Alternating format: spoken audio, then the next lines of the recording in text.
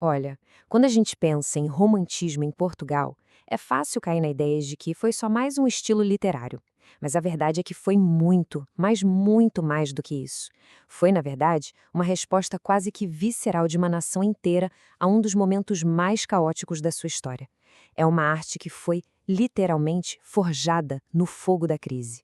E bem no meio, no epicentro dessa transformação toda, a gente encontra uma figura que é central para entender tudo isso: Almeida Garrett. Pensem nele, a vida dele e a obra dele são uma coisa só, não dá para separar, elas estão completamente entrelaçadas com a turbulência política, social que definiu aquela época.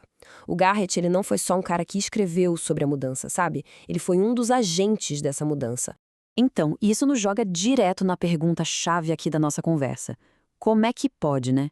Como é que a crise de uma nação, um verdadeiro colapso, acaba virando o combustível, o catalisador, para uma forma de arte completamente nova? Vamos dar uma olhada nisso mais de perto.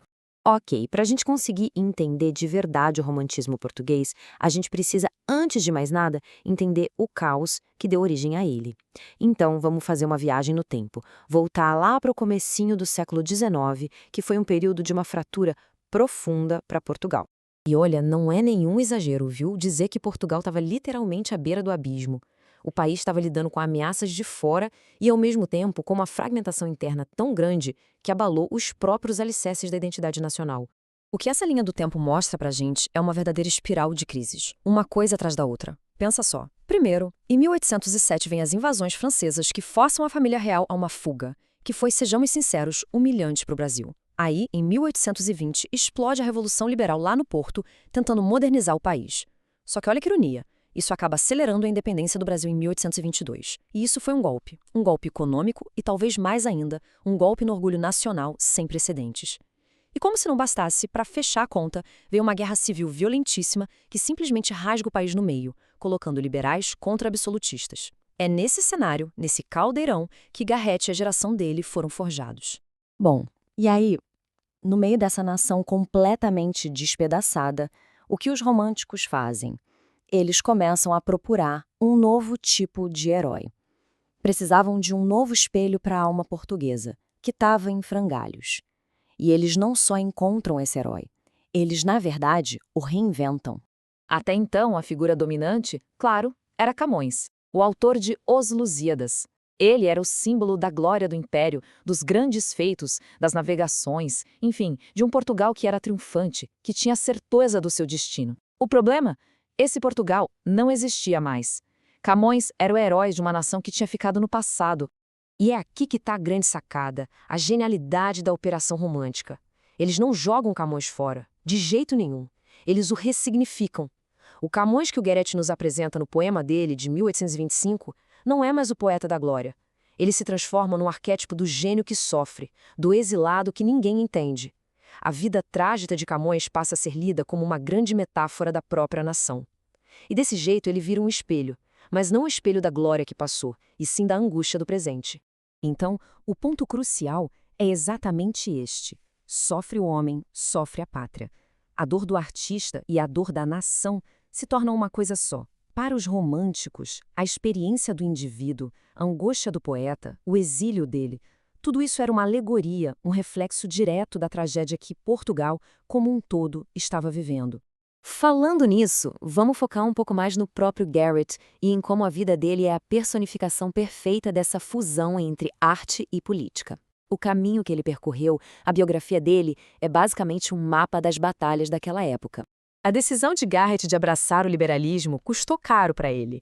Ele foi forçado ao exílio não uma, mas duas vezes.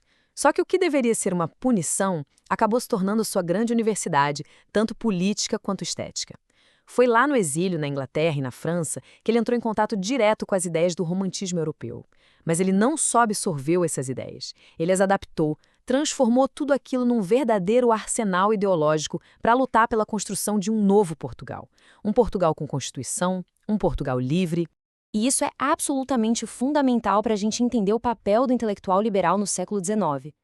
Para alguém como Garrett, a literatura não era um passatempo, um enfeite social. Era uma arma. Sim, uma arma. Cada poema, cada peça de teatro que ele escrevia era pensado como um ato político, uma intervenção direta, para tentar moldar a consciência nacional nessa briga ferrenha contra o absolutismo. Mas olha, o conflito romântico não acontecia só do lado de fora, nos campos de batalha da política. Existia uma outra guerra, talvez tão intensa quanto, que era travada do lado de dentro, na alma do poeta. Vamos ver como é que isso aparece na obra dele. De um lado, a gente tem a expressão máxima do amor idealizado, aquele amor puro, espiritualizado. Ouve só, que eras tu, meu ser querida, teus olhos a minha vida, teu amor todo o meu bem. É isso. O amor aqui é a essência da vida. A mulher amada é vista como um ser quase divino, uma chance de salvação. E aí, em um contraste brutal, a gente tem a confissão do desejo carnal. E percebam, ele não é visto como algo natural. Pelo contrário, é um querer bruto e fero que o sangue me devora. Este indigno furor. Ou seja, é uma força selvagem, indigna, que consome o eu lírico e gera um sentimento de culpa gigantesco. E é exatamente isso que define a grande cisão, a fratura do eu romântico. É a ideia de que o poeta vive num campo de batalha interno. Ele está rasgado ao meio, dividido entre esse amor ideal, do espírito, e o desejo do corpo, da carne, que é visto como algo vergonhoso.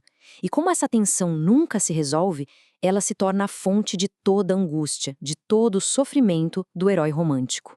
Certo, então agora vamos tentar amarrar todas essas pontas. A crise do país, a luta política, a angústia pessoal. Como é que tudo isso junto se transforma em arte e, mais importante, qual o legado que isso deixa? Aqui tem uma ideia que é muito poderosa e à primeira vista pode parecer estranha. O sofrimento para o herói romântico não é só um melodrama, uma lamentação. Não, ele é abraçado, é escolhido como um caminho para a expiação. O poeta sente que existe nele uma indignidade, uma falha, que é um reflexo tanto da sua culpa pessoal, moral, quanto da decadência da própria pátria. E ele entende que o sofrimento é o preço que precisa ser pago para se purificar. A lógica por trás disso, então, é quase como um sacrifício. O poeta paga com o seu sofrimento. E ao fazer isso, ele acredita que a pátria também paga a sua dívida. A culpa, tanto a pessoal quanto a nacional, é expiada, é paga através da dor.